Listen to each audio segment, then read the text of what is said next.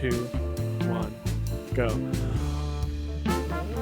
Welcome to Log It, another movie podcast.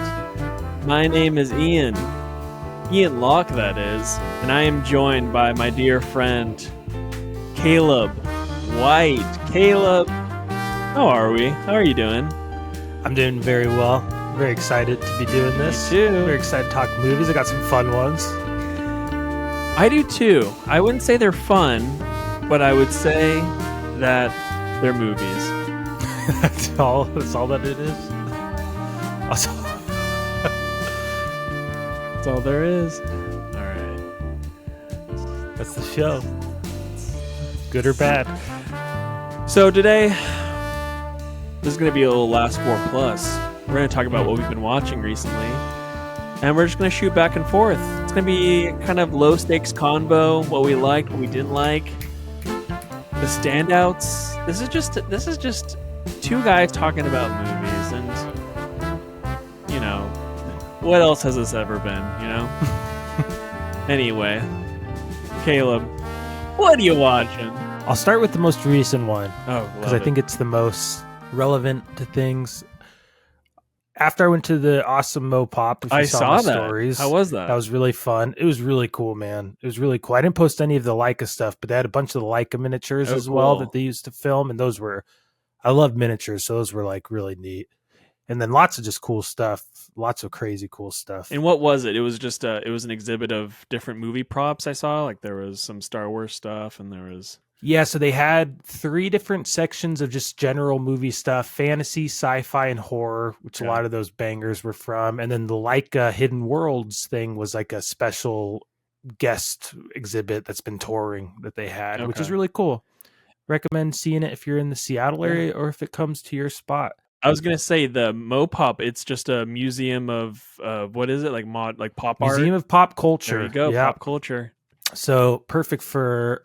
Interesting. Kind of sounds like me. Yeah, what we're doing. That's now. my kind of museum. This is I don't need any like old art. Hey, fine art, hit the road. But you saw a movie. Yeah. So last night after that, it was kind of just a nice hangout day. We did Barbenheimer. Oh, you did it. Yeah, we did our own very late Barbenheimer. We did, fashionably late. Right. I had already watched the first half of Oppenheimer, so I just picked it up where it was, and then Barbie we watched. I kind of feel the same way about both of these movies. Okay. I can kind of give one review for both. Yeah. They were fine. Oh, interesting. I was a little disappointed with both of them. I truthfully had low expectations with neither of them felt like my kind of movie in general. Low expectations given the hype. Tons of hype. I hate biopics, so Oppenheimer I was like not super interested in, and I've also just gotten really tired of Christopher Nolan's kind of style. I thought Tenet was kind of a bummer. I was really disappointed by that. But Oppenheimer was really chaotic. I hated the jumping around in timelines. I was just exhausted by it, and I was just every scene I was like, wait, when was this? I don't quite. But you couldn't tell. I mean, they give you the different haircuts. You just gotta go off the haircuts. Some black and white. Yeah. There's some. No, I mean, I could tell. It just was more like I didn't care. It was a little frenetic.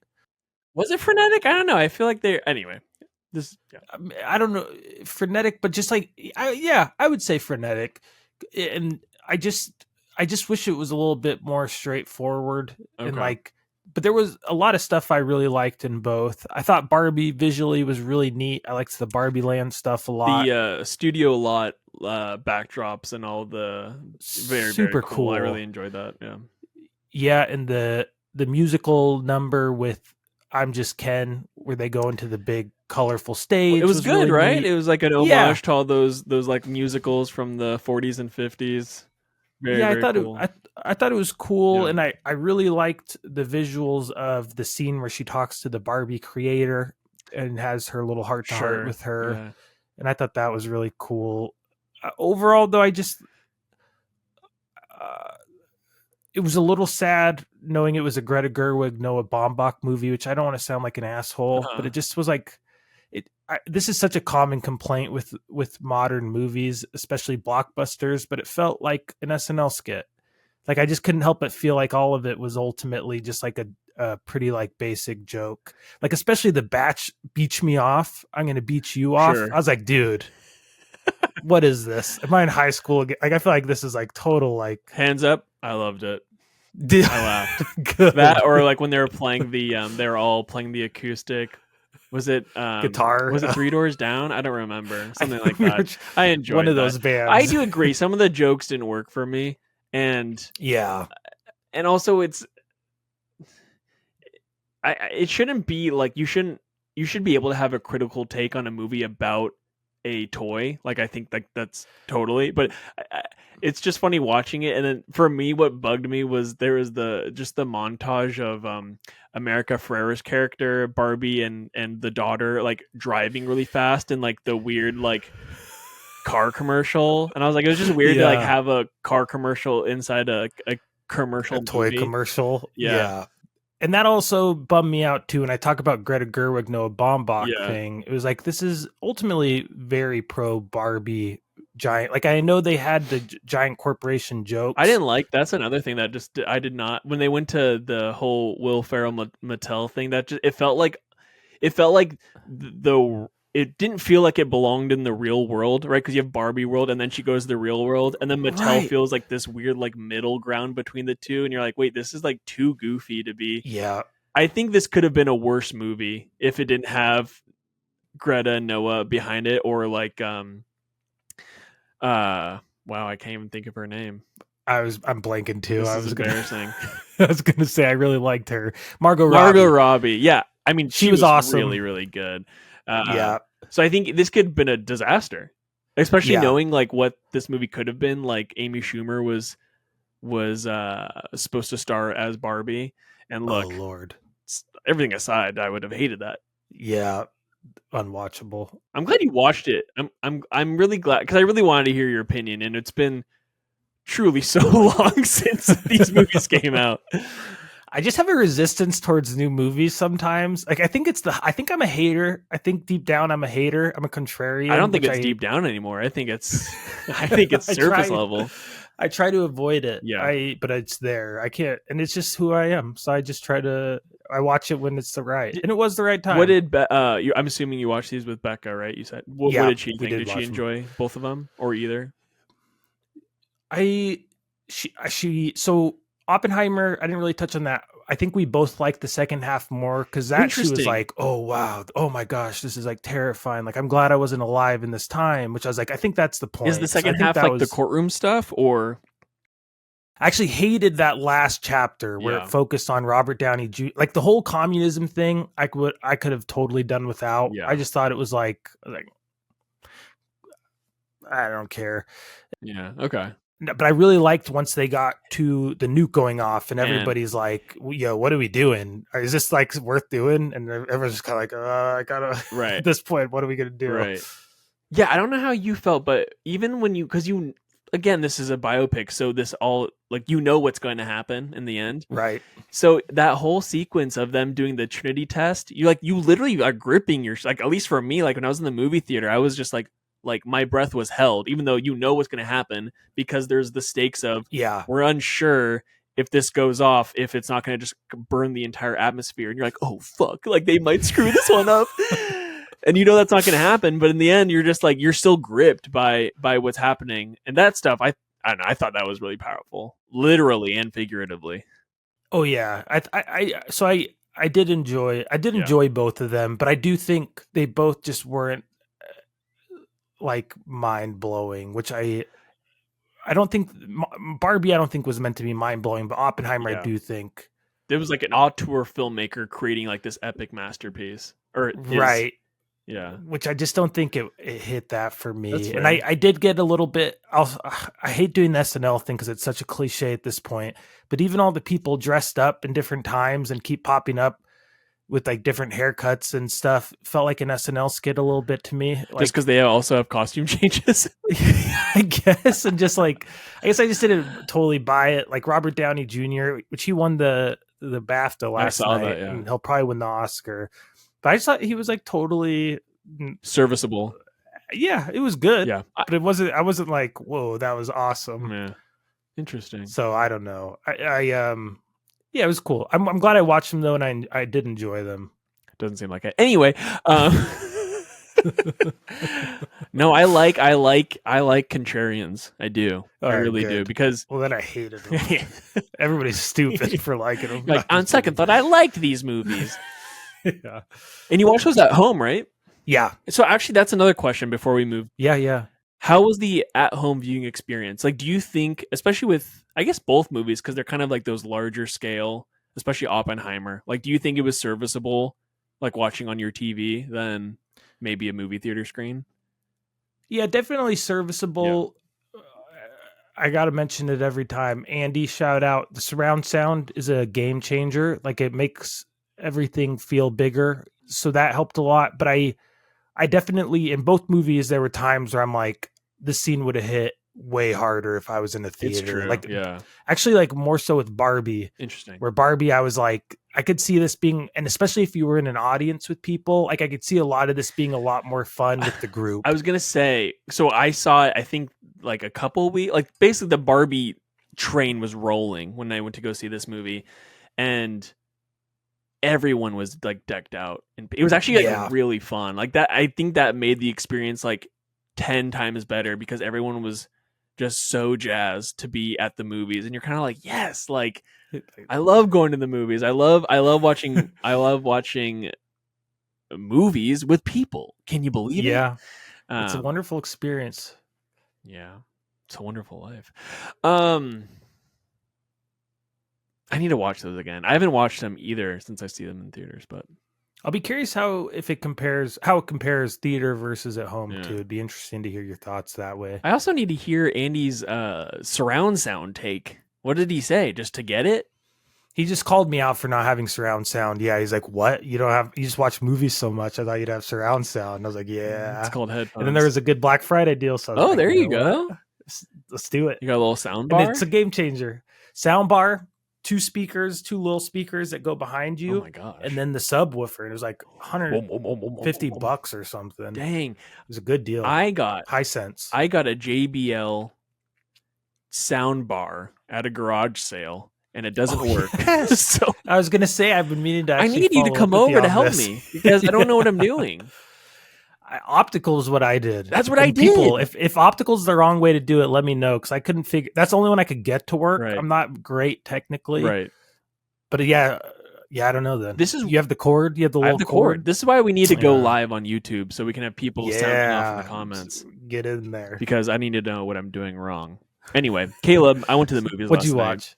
Ooh, yes. Oh, I went on a little. Not Dune 2 yet. Not Dune 2. That's not out, is it? Oh, boy. Okay, dang. I was like, that's cool. Did see the trailer for it, and I'm going with a couple friends and my wife. And my wife was not, I wouldn't say unimpressed with the trailer, but she hasn't seen Dune. Yeah. So I think I'm like a little nervous to show her Dune, because I think my expectations are like through the roof, and I'm like very nervous for her to be like, yeah, it was okay. Anyway, so we went to the movies last night, and I finally got to see American Fiction. This is the new film by Cord Jefferson. This is his feature film. He mostly did TV. He did like Succession and The Good Place, and I think some episodes of that Watchmen HBO series. It's based off a book. I mean, okay, so Jeffrey Wright is in this movie. He plays Thelonious Monk, who is an author who is basically struggling to sell his work, his art. And so he pivots to basically writing what white America wants to hear from black authors, which is just stereotypical, I came from the streets, my life is hard, and he struggles with it. He doesn't want to do it, but there's some circumstances that kind of force him to kind of begrudgingly do that. So the whole movie is about kind of how, white America views black artists, and kind of what they want to take away from their story, or what they think their story is, like stereotypically, even though it's could be far from it. Anyway, I liked this movie. It was weird, because I kind of think I knew kind of the bare bones of the story, and I thought it was going to be a comedy, but it kind of felt like it was like fluctuating between like some really dramatic things happen, and then there's like some really funny parts, and some of the characters were just like it almost seemed like they were in a different movie. And also I thought it was going to be more of an ensemble piece because you have like Jeffrey Wright starring, you have Tracy Ellis Ross, Issa Rae's in this movie, Sterling K. Brown. Like you have like all these actors, and they're kind of in bits and pieces. I think like Jeffrey Wright and Sterling K. Brown probably have the most screen time together. Yeah. So basically, I just walked out of the theater being like kind of confused, not on the premise, but just kind of like the voice of the movie. That makes sense. Like it was like just kind of hard to like differentiate between what the movie was trying to not say, but like how it was trying to say things. If that makes sense. Yeah, I don't know, but it was good. I also love hearing Jeffrey Wright talk. Like I could just hear him say anything, and he has one of the best voices in all of in movies. Period. Yeah. So actually, like when he's on screen and he's just like talking, it's great. Like you can't not love it. I want to see it. It's good. I really liked it. I like that it's just kind of a random movie that too, for all the like big biopics / like sequels, connected universes. Yeah, it was a nice breath of fresh air for sure. Yeah, that's fun. And I love Jeffrey Wright. Issa Rae was in Barbie too, right? She was. Yeah, she probably has the same amount of screen time in Barbie as she does in American Fiction, which is like another thing where I was like, I was expecting all these like characters, and it really is about Jeffrey Wright's character. Mm-hmm. But again, I was just like, I went in thinking I was going to get something else. Yeah, that's a problem I've had lately too. I think with Barbie, Oppenheimer, and then especially what was the one I talked about last week? Oh, Seventh Seal, where I was just I really thought I knew what it was, and it wasn't at all. And I think it really ruined my viewing of it. So I get that. I think also just going in with like a weird state of mind too can just completely change your perception of a movie. It's so weird. Like I think I get that all the time when I'll be in a certain state of mind and I'll watch something and I'm like, this sucks. Like F this movie. Yeah. And I'm like, it has nothing to do with the movie, but I'm obviously like troubled in some way. That's part of my not anti-rating, because I'm not against them, but for me, that's kind of the reason I don't rate movies, is because each time it's such a different, like Social Network I loved. Yes. It would have been a 5-star movie for a long time. Can't watch it now. It's unwatchable. That's crazy. It's such a cringy movie to me now. Interesting. Hit me with your next one. So I'll jump back a little bit because I wanted to follow up on this. I watched Bodies, oh my which you talked about in episode 2, and I was like, all right, I gotta watch this so I can follow up.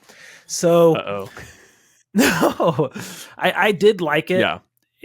Maybe, and again, this is like what you were just saying, maybe it's just been my mood lately, but it was another just kind of underwhelming one. Yeah.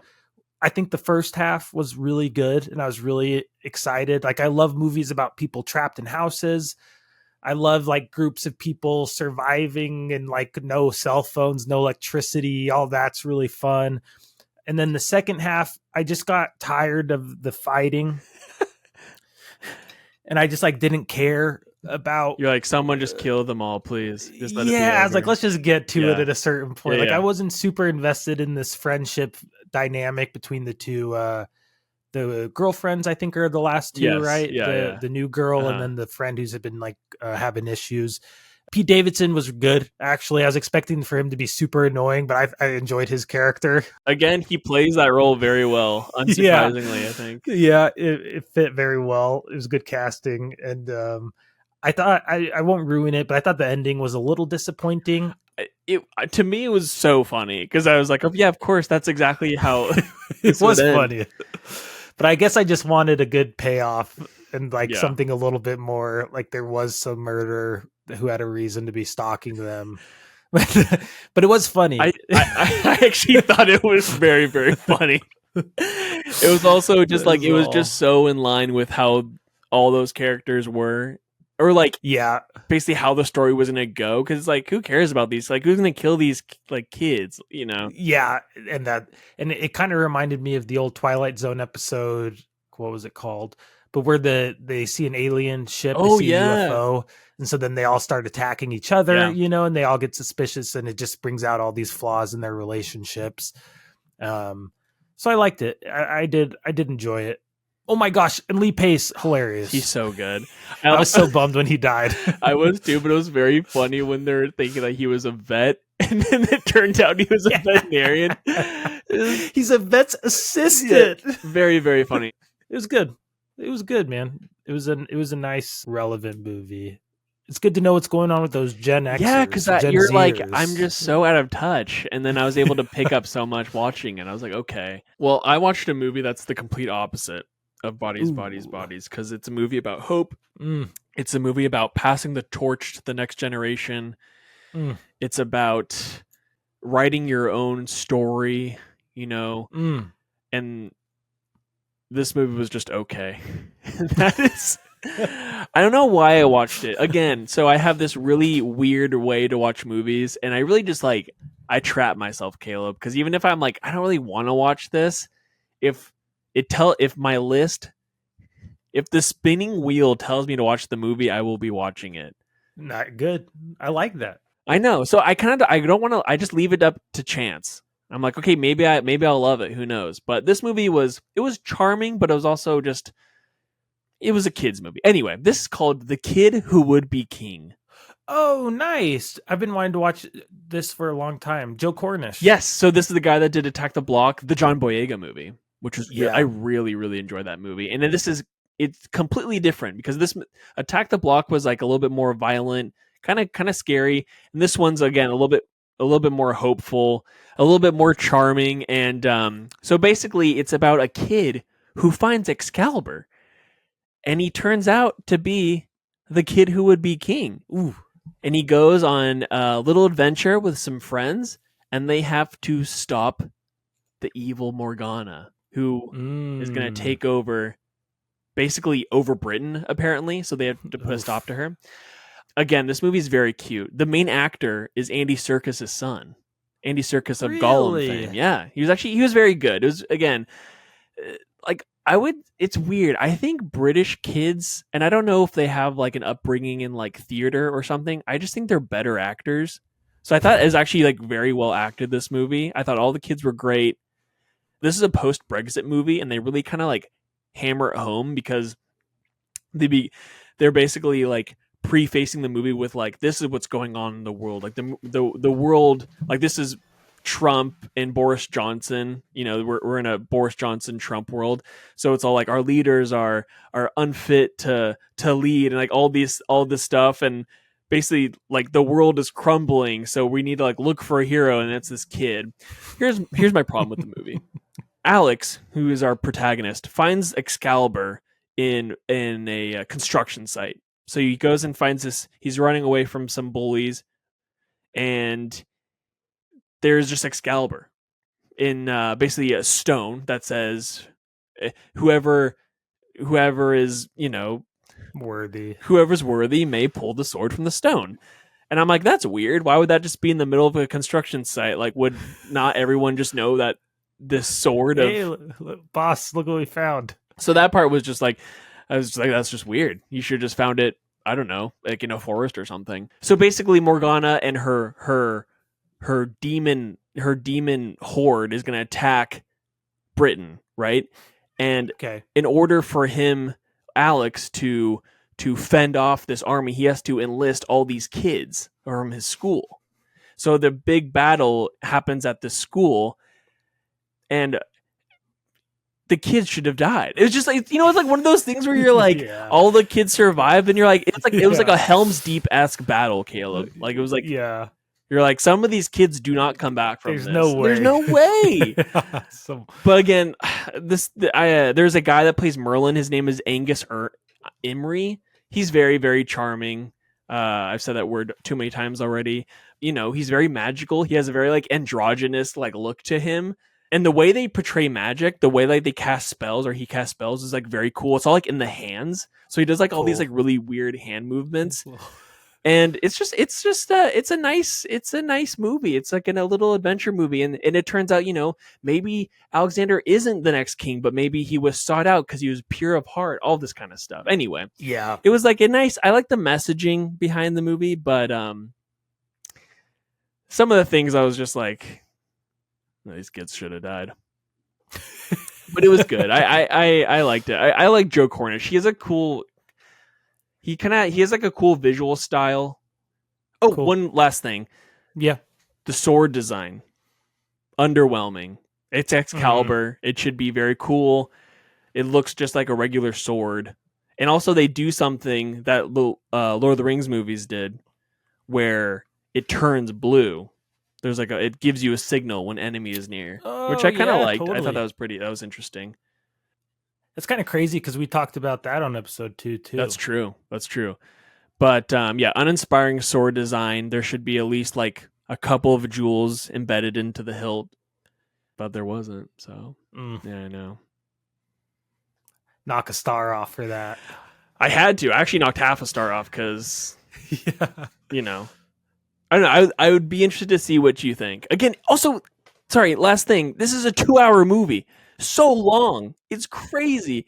When you think it ends, you still have 30 more minutes, and you're like, this is preposterous. Why is this movie so long? Anyway, I'm getting heated up. No, the 2-hour movie, we need to bring back the virtue maybe of a 90-minute. Like most movies should be 90 minutes. It really is the perfect movie time, usually. Some deserve it, but rarely, I think. Oppenheimer, 90-minute movie. That's crazy. That's a crazy take. Bring it in the comments. Give me an extra hour on that puppy. No, it's fun. I'll watch it eventually because I love Joe Cornish a lot. I also love. I was a big sword kid growing up. I love swords. My parents would let me get like toy guns and stuff, but they would let me. They would like buy me swords. So I had this like rack of swords. So I love Arthurian tales. I love them. I'm obsessed with them. You need to put them in the background if we do start doing video. Oh yeah. You're a good point. You need to have your swords out. But I think if I was a kid, I would love this movie. Instead, when we were kids, we got Antoine Fuqua's King Arthur movie. Do you remember that one? With Keira Knightley? King Arthur's Court? No. Oh, yes, I do. That one rocks. I remember Keira Knightley. Yes, me too. Clive Owen as King Arthur? Come on. Yeah. What the heck? That movie rocks. That's fun. Yeah, I'll watch it. We'll follow up on that one for sure on the show. Speaking of Joe Cornish, Attack the Block 2 is in plans. No way. Yeah, which is really crazy. And I think John Boyega is supposed to come back. Yeah. Yeah, I don't see why he wouldn't. That movie was surprising in kind of what they do to a lot of those characters. See, yeah, talking about kids needing to die. Exactly. I was just like, whoa, okay. Yeah, they some brutal deaths in that movie. Yeah. That's a good one. That's a real fun Very one. creative. Yeah. Good music, too. Great music. Let's see. So I'll follow up with another kids movie. Oh, I love it. See, at Logit, we appreciate all types of movies. You know, we don't stick to one age group. We run the gamut. No pretension here. No, absolutely not.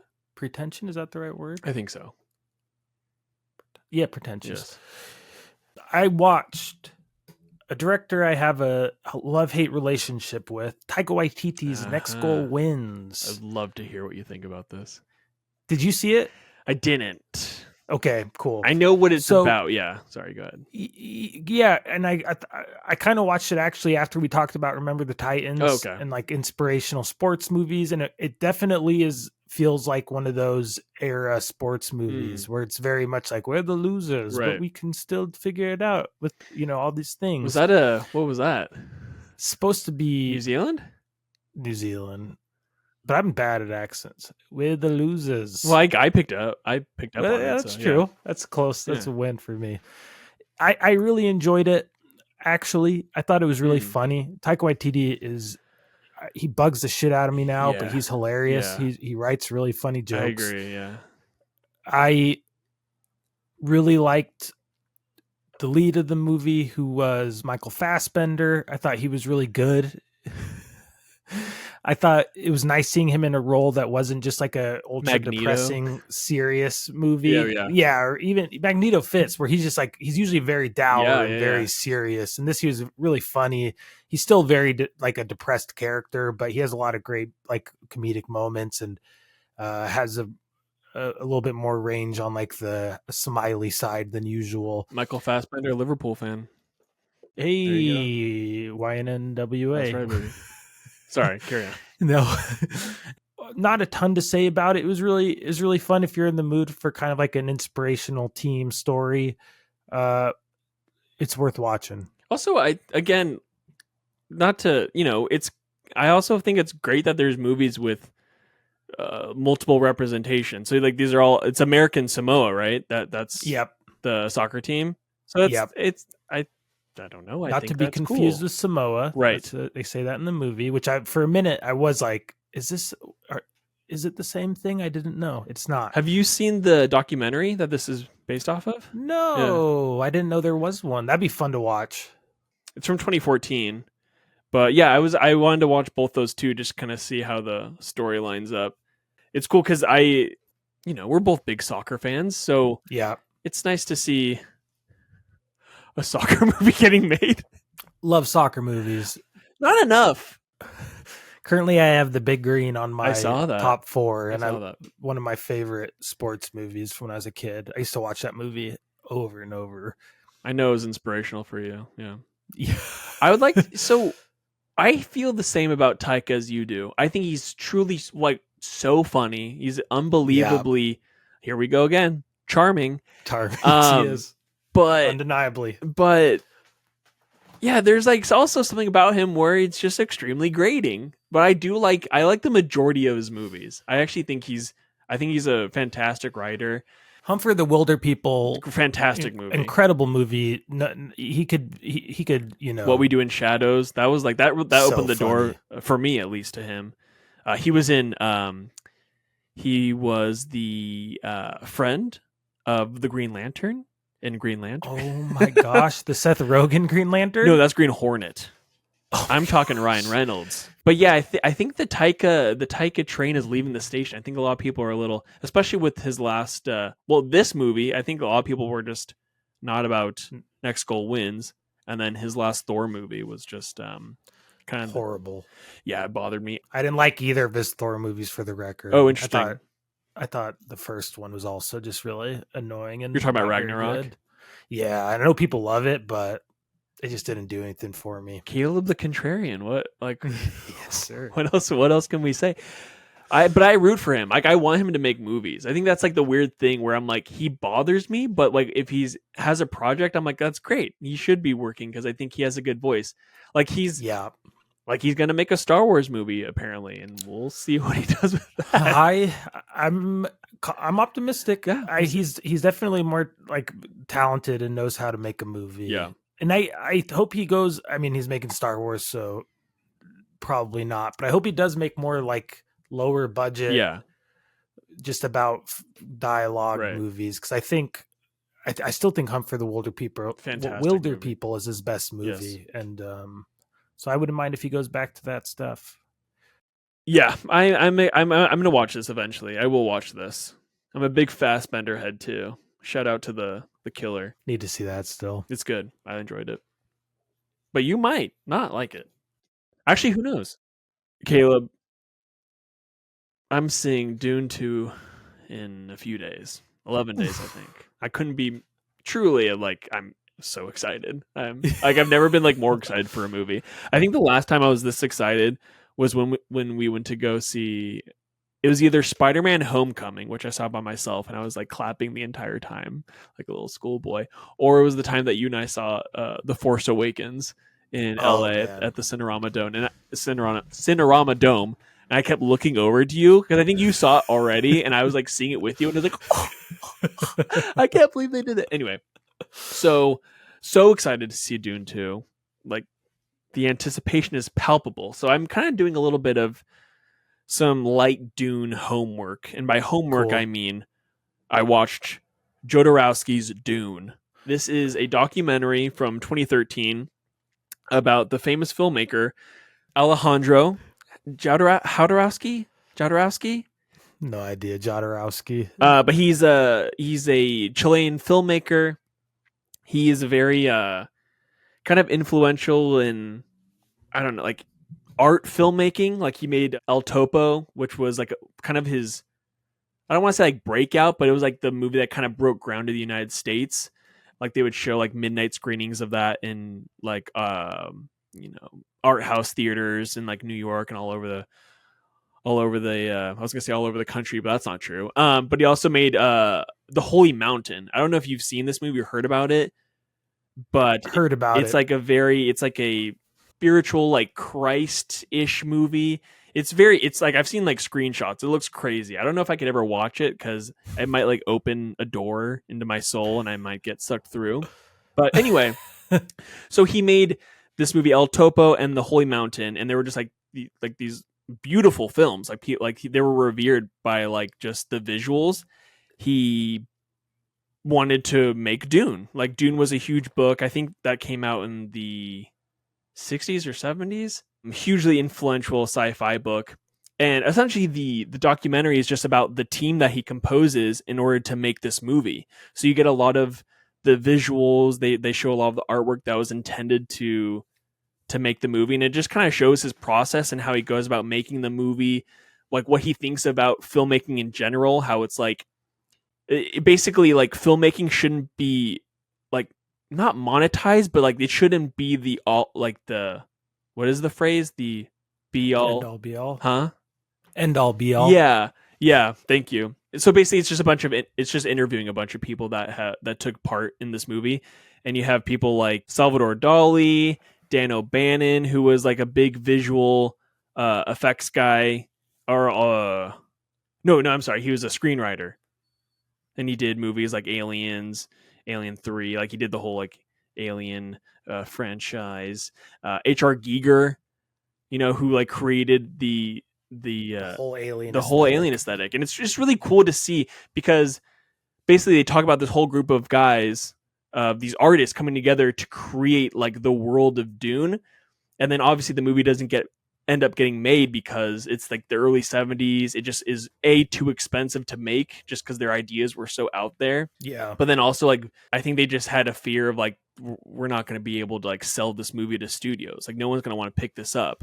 And then obviously like 7 years later you get like Star Wars and stuff like that. But it's really cool because in the end of the movie they show the people that worked on Dune and then their later projects and how they took concepts from Dune and introduced it into their movies. It's really cool. Like for H.R. Giger, basically worked on all the Harkonnens, like the whole aesthetic, like the planet, the costumes, just cool. Illustrated the whole Harkonnen aesthetic.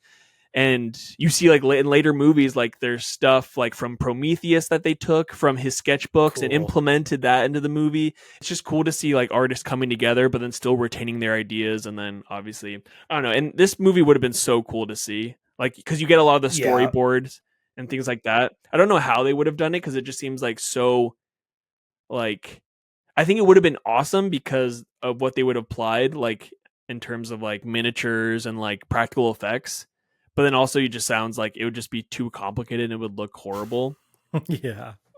And also, it's very funny because at the end, like, he's really bummed that he wasn't able to make the movie. But then he says that, like, he was invited to go to the David Lynch screening. And he was so excited because he's like, David Lynch was like, he was the guy. Like, everyone loved him.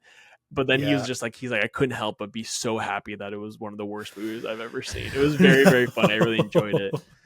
I thought that was so funny. But yeah, and the dude's still alive. He just had a birthday and he's 95. Wow. So, and I wasn't able to see how he thought of the new Dune. Yeah, the new Dune. Yeah, it was really interesting. I really enjoyed it. I thought it was just also it's like 90 minutes and Alejandro Jodorowsky is just like a interesting character. He's very poetic in the way he talks. Everyone that he kind of, even the actors, like who's the singer of the Rolling Stones? Mick Jagger. Yeah, Mick Jagger was going to be in the movie. Like, just like the whole cast, and you're like, oh my god! Like again, like this should have been made. Like this, we should have moved heaven and earth to create this, but it was just so ahead of its time. That's crazy. Mick Jagger was almost in 2 iconic never made movies because he was going to be in Terry Gilliam's Don Quixote, Oh, the original really? one, Okay. which they kind of made it With Adam eventually Driver. with, yeah. But originally it was going to be Mick Jagger at one point. Can he act? Seems like it. I mean, I've seen a few music videos, but he's just singing. Dance. Yeah. The guy can move. I really want to watch this. I've seen a lot of concept art from It's that, beautiful. and it's insane. Yeah, it's really neat. Also, it's very funny because so when the movie opens, you have like a bunch of people that aren't associated with the movie, but people who, I'm sure like studied under the tutelage of Jodorowsky, and one of them is Nicholas Winding Refn, the guy that did Drive, and it's just so funny. Yeah. Like I'm like, this guy? Wait, why this guy? I don't know. A little random. I love him though. I do love him. Yeah, he's awesome. Yeah. Anyway, I love Only God Forgives. Yeah. Have you seen that one? I sure did. Yeah, it's cool. It's a weird movie. Is it cool? I like it. It is cool. It's the visuals are what really stand Definitely. out to me. The story is batshit. Yeah. A lot of Freudian. Again, would love to hear what you think. Yeah. No, I really would like to. And it's crazy too because like he has this book. It's like the size like of like 3 if you look at my hands, basically Bibles. 3 extra large Bibles stacked upon each other. It's like really big. And like there's only like 3 copies of it that are left, I think. Like he owns and one. It's just all the concept art. All the concept art and like storyboards. So you have exactly what the Cool. movie is going to be. Yeah, I want to watch it. I wish I'd watched it to talk to you about it. No, you can next time. What is it on? What'd you watch it on? Max, baby. Max. I love Max. Best streaming service, my opinion. Yeah. It's become my favorite. It's slowly going to become the only one I own. Okay, so I'll do one more. Let's see.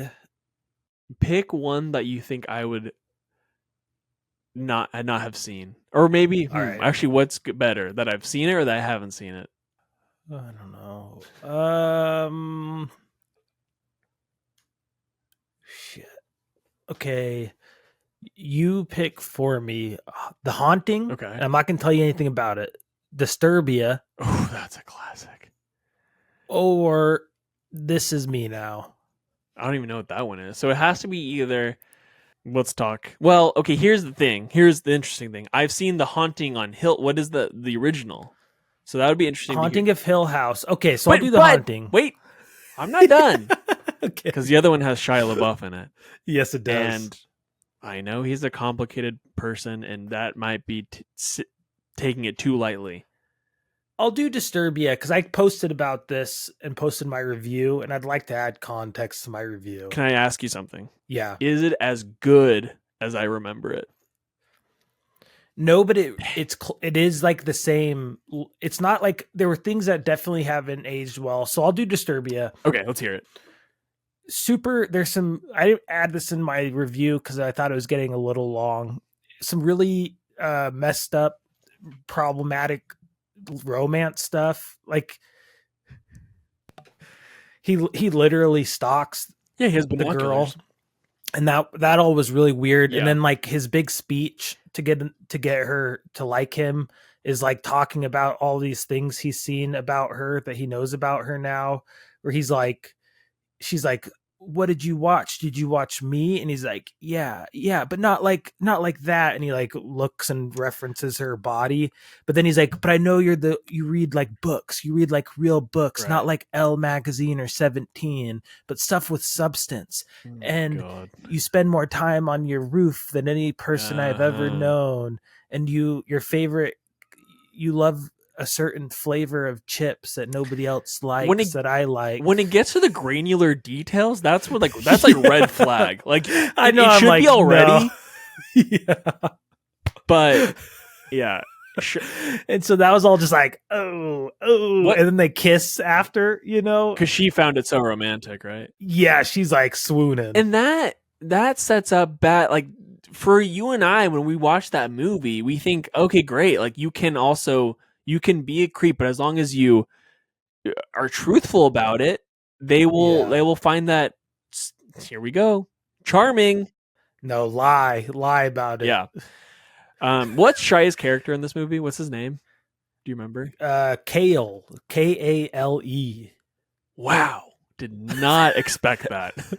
Which my name being Caleb was really annoying. Like it hurt my brain to hear Kale and then the word Caleb. Stop. It just didn't feel right to me. And then also I was like, is Kale a name? It is, yeah, kale. The vegetable? Yeah. I've met a kale. Green?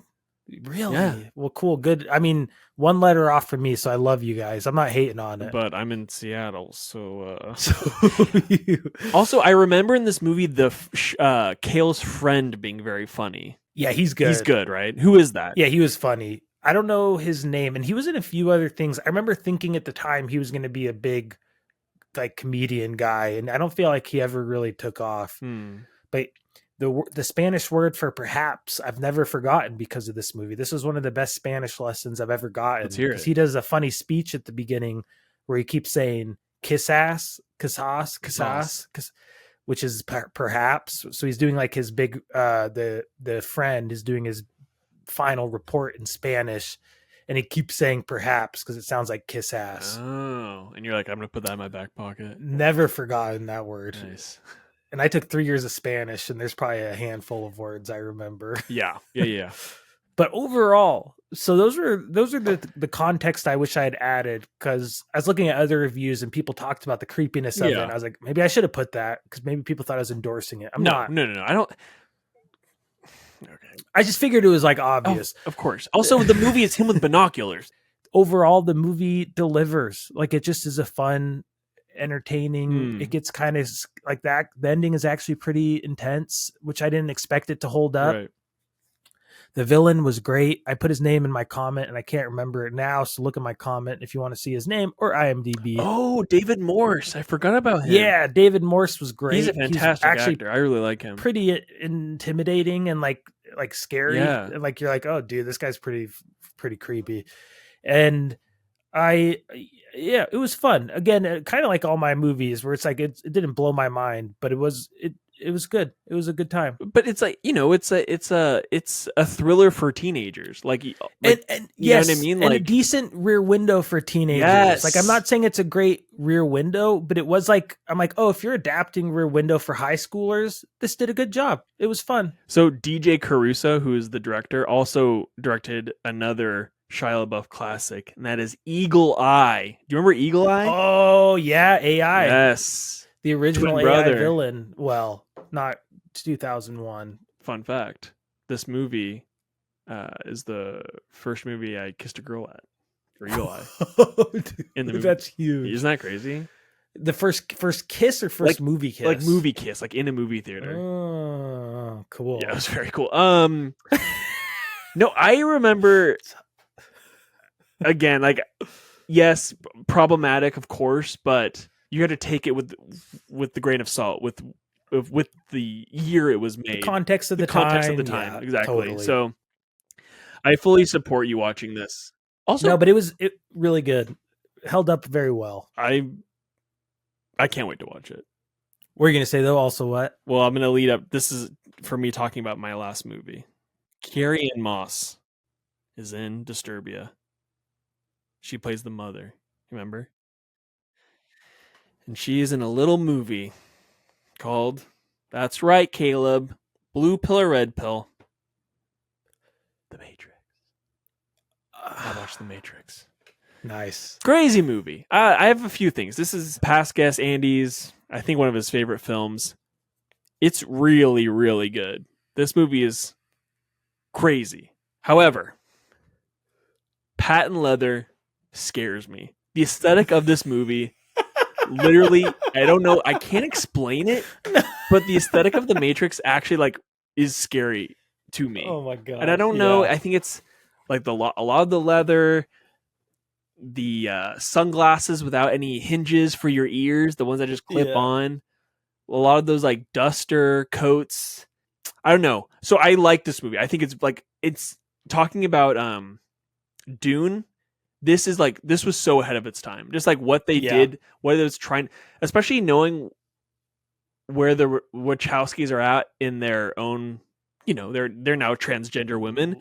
And I feel like this movie definitely touches on a lot of like kind of gender fluidity themes, which I thought was like, Totally. oh, very interesting. It was like it was like very cool to kind of see that linger in these movies while they were still figuring it out. Yeah. Keanu Reeves, I don't know where the bad acting. I'm assuming is this the movie where people are like, the guy can't act, or was that the Dracula movie? Because I thought he was really good in this. I actually, and I think that's also just because they probably told him to be as not robotic, but just like flat, flat. Like he's basically like he's the chosen one. So I feel like a chosen one has to almost have this like flat affectation and just almost no personality. At least that's how I'd want my chosen one to be. But dude, this movie's so cool. Like all the fighting, all of like the choreography. I'm not a big gun person. Like I like the John Wick movies, but all the gun stuff is just kind of like goes over my head. Like I kind of just like white noise to me. And the same thing with the Matrix. But again, they're like able to do it in this like hyper stylized way to where it actually like looks very interesting. Yeah. Hugo Weaving. So good. So terrifying. You go from Agent Smith to Elrond. That's crazy. Wild. That's crazy. He has one of the best American accents I've ever heard. I kind of say that tongue in cheek, but every time he talks, I'm like, Mr. Anderson. That was pretty good.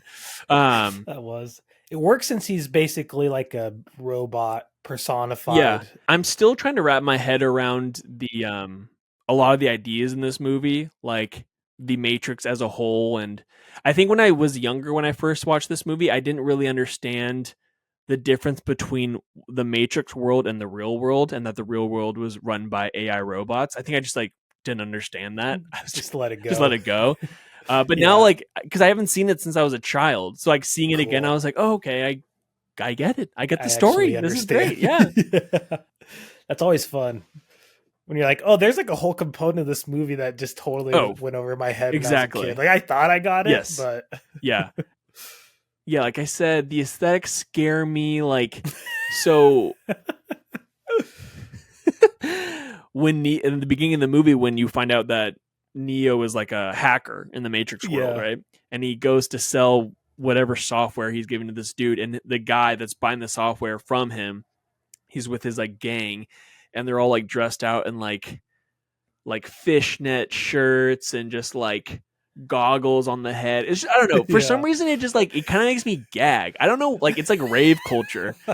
Yeah, you know what I mean? I just totally I just can't abide by it. I really don't like it, but I like this movie, so I think that's telling that the movie is so good that I'm able, and because the what I'm saying, the leather, all that stuff, the big buckles on boots, like that's in the movie, right? Like there's a lot of that in the movie, but you just kind of get past it. Yeah. Also, the when he like wakes up from his like little cocoon thing, and then all like the things like the I almost truly almost threw up in my mouth. I was like, and I was watching this like at night while my wife was sleeping. I was like freaking my gag reflex was out of control. But I'm so excited to watch all the other movies because I remember watching the second one. I don't think I've ever seen the third one. I've seen the second one, and I remember is that the one where there's the rave when it, like the people are dancing, like the humans? I don't think I've ever seen the other one. Okay. Also, interesting fact: both the sequels, the second and third, came out in the same year. Isn't that wild? Huh. Yeah, really crazy. Yeah, like that never weird. I don't remember that ever happening with like a huge, like pivotal franchise. No, besides like I guess like a Marvel movie, but Matrix is good. That's what I say. Yeah. And just can't deny the influence. Yeah. No, for sure. And also like everything that takes from, I'm sure like this movie takes so many things from, like kung fu movies, things like that, which I would like to kind of see. I'd like to watch those too, just to kind of see. I would like to see what their influences were to make the Matrix, because this is just like, it feels like such a leap. Yeah, such a leap. But yeah, I'm excited to watch the other ones, and I will report back when I do. Cool. Yeah, I'm excited. Future Last 4 Plus. What was your question? I don't remember. Damn. Wait. Um. Oh, because I remember like there was like a rave scene, and I remember watching it at a friend's house. Like it was a sleepover, and I was just like, "This is the dumbest thing I've ever seen. This is stupid." And all that leather is making And all me that leather is very like uncomfortable. truly like it's like bothering me. I can't need to call explain my it. mom. Yeah, yeah. Oh, Carrie Ann Moss is very good looking in this movie. That's it. That's all I got. Yeah, that's fun. This movie always reminds me of, you were mentioning the aesthetic. It reminds me of, have you seen the video of the people dancing under the bridge? Yes, and yes. Those are Every very time. good. Well, I can't dissociate those two yeah, things. yeah. Like it's like those big pants with like there's like instead of like belt loops, it's like little like metal. I don't know. Yeah, white people dreads. Doesn't this have white people dreads? It does. Yeah. It does. Which is great, I think. I don't know actually if it's supposed to be okay. No, I don't think it's good. I think it's bad. Yeah. But again, I will watch these movies despite the fact that I was grossed out. Yeah, nice. Yeah. That's quite an endorsement. I think so. Yeah. I wonder what Andy 5 stars? 5 stars. I gave it 4.5. Docked a point for the leather. Yeah. Leather man. Have you seen the leather skit, the Jimmy Fallon? Leather man? Yeah, does that make you just like squirm? Well, that's just funny. That's just like, yeah, okay. I like that. I was going to say, it's a type of person that wears the leather, which is what bothers me, but I don't know. But you know what I mean? Like, yeah, oh yeah. I can't imagine wearing leather. It's like tight leather, wild. Especially seems like the most crazy. I'd be so claustrophobic. Yeah. It'd be horrible. It'd be horrible for me and everybody who had to see me. Exactly. And you're It'd like, be a lose-lose. Everyone knows where you are because like you're chafing and like it's just, yeah, it is no good. When was the last time you watched this? I want you to rewatch this. Let me check Letterboxd. If I've watched it since the age of Letterboxd, I must have. You had to have. Because I know I've it's one I've always wanted to watch all of them. Yeah. Because that new one came out a couple years ago. Wow, I've never watched this in the age of Letterboxd. So it's been at least since 2016. Okay, well it's on the Max. So cue that baby up. Cool. All right. Well, no more real reviews, but I will just shout out The Fourth Kind. Watched it again. Oh, nice. We talked about that for a minute. Pretty scary, but also incredibly annoying. The handheld, the fake handheld. I'm pretty sure it was all fake handheld. Yeah. They added in post, and it was so obnoxious. They do a lot of split screen in the movie, which was also incredibly obnoxious. And they do this thing with the split screen I just had to talk about for a second. I don't need to go into this movie a ton. But even the split screen wobbles like it's handheld. Like the bars move back and forth while it's happening. And not like... Why do they use... For any reason. What's the point of the split screen? Isn't it just one from one character's perspective? Fourth Kind? Well, they split up. Sometimes they'll show multiple people in the same scene.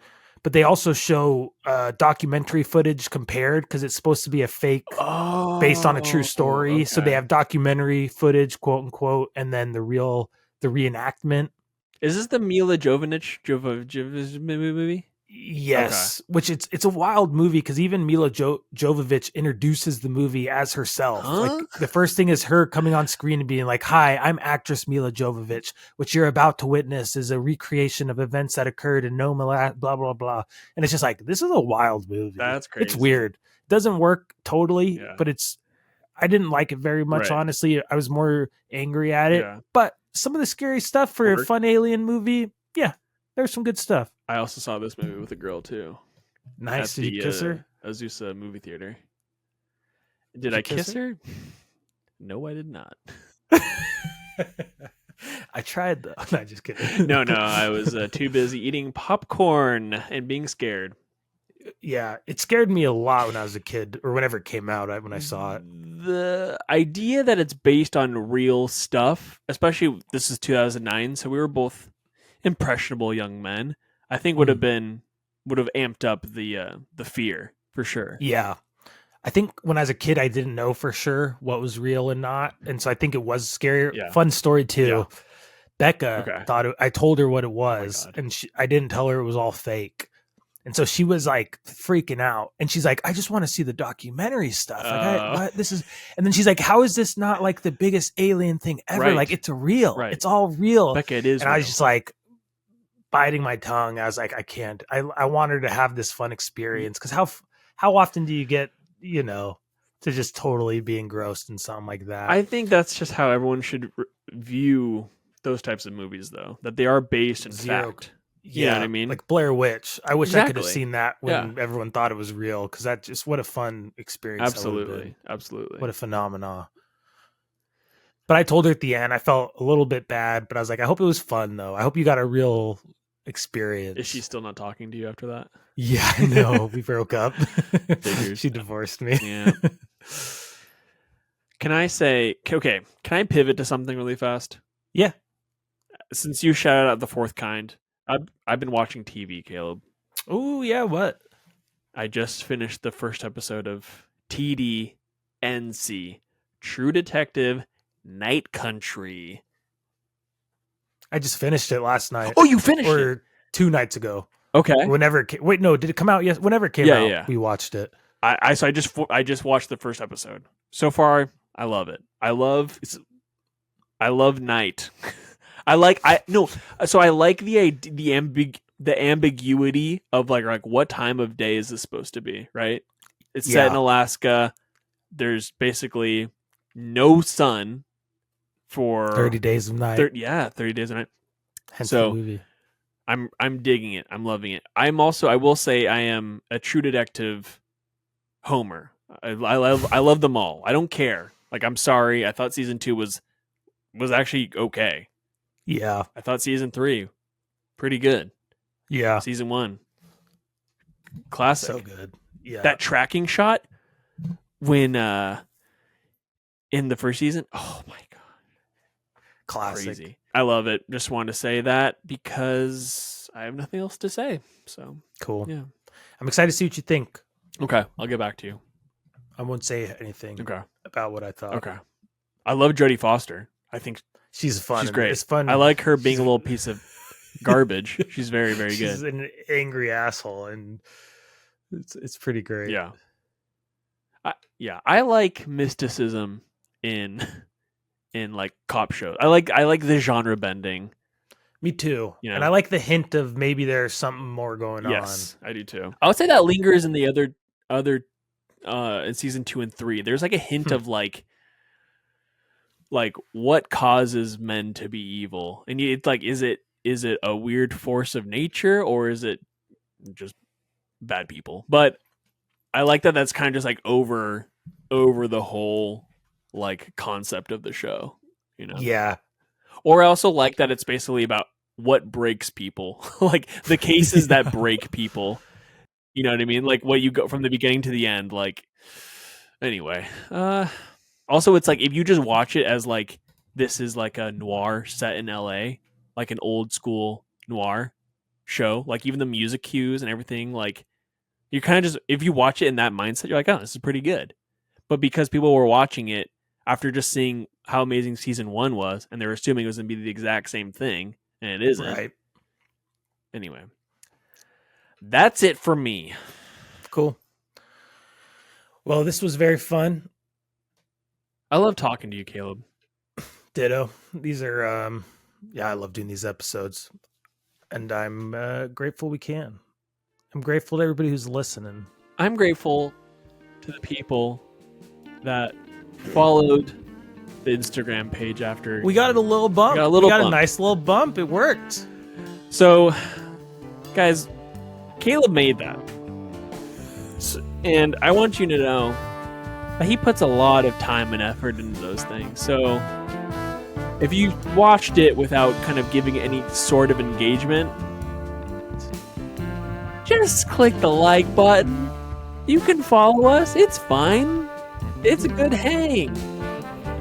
Anyway, Caleb, where are we at on the Instagram? How can they follow us?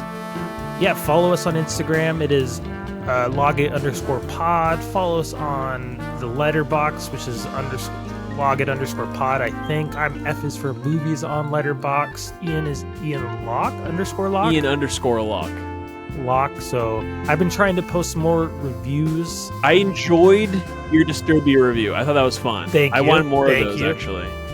Yeah, I'm gonna try to do more stuff for people who are following and enjoying it, and yeah, we're gonna keep doing episodes. I do have a couple announcements as well. I love it. Last episode we talked about video.